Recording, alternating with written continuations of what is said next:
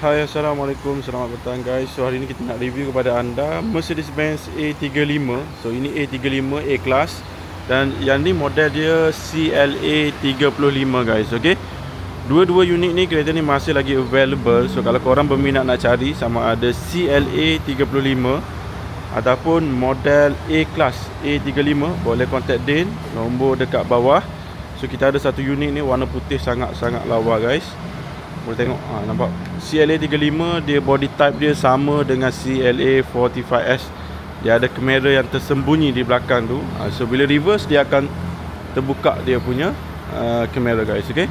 Rim dia 18 untuk model CLA 35. Kalau CLA 45S dia rim 19 guys, okay. Kereta korang boleh tengok lah, sangat lawa. Japan spec dia ada dengan ductile, kemudian dia ada satu exhaust kiri dan satu exhaust kanan guys, okay. Kereta sangat lawa. Untuk CLA punya model dia pakai frameless punya design guys. Nampak? Sangat-sangat handsome untuk model CLA 35.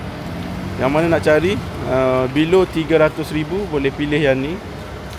Ada bajet lebih boleh pilih CLA 45S, sangat lawa untuk model ni. Dan kita ada yang ni A35 guys, okay. A35 untuk bajet yang kata lebih rendah lagi daripada model CLA 35.